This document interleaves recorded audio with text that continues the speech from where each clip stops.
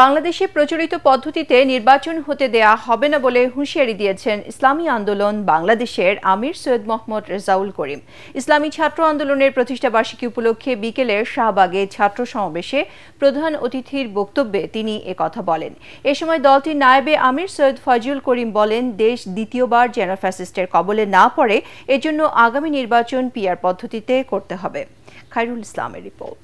এই দেশ আমার, এই দেশ তোমার, লাল সবুজের বাংলা। 34তম প্রতিষ্ঠাবার্ষিকী উপলক্ষে রাজধানীর শাহবাগে ছাত্র সমাবেশের আয়োজন করেছে ইসলামী ছাত্র আন্দোলন বাংলাদেশ।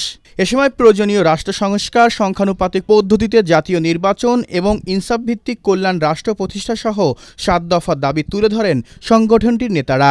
জুলাই ঘোষণাপত্র ও সনদের আইনি ভিত্তি নিশ্চিত করতে হবে।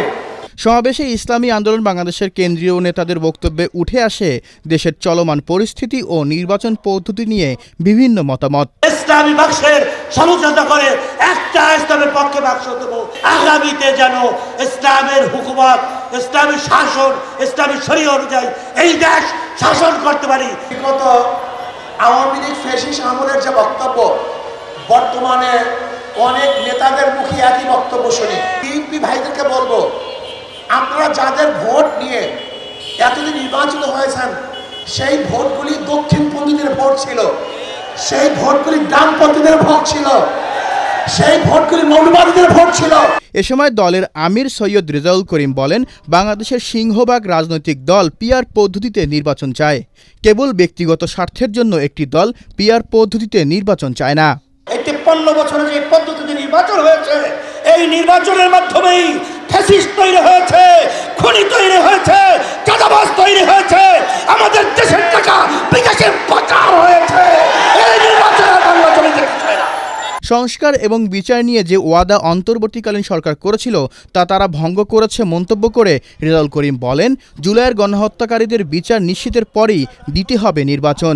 খুনিদের বিচার দৃশ্যমান করবেন, তারপরে আপনার জাতীয় নির্বাচনের ব্যবস্থা করবেন। এখন পর্যন্ত আমাদের মৌলিক সংস্কার আমরা দেখছি না, হয় নাই।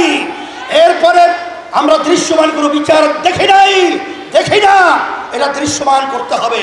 সমাবেশ শেষে ইসলামী ছাত্র আন্দোলন বাংলাদেশের প্রতিষ্ঠাবার্ষিকী উপলক্ষে র্যালি বের করা হয়। র্যালিটি শাহবাগ থেকে শুরু হয়ে ঢাকা বিশ্ববিদ্যালয়ের রাজু ভাস্কর্যে গিয়ে শেষ হয়। খায়রুল ইসলাম, এটিএন বাংলা, ঢাকা।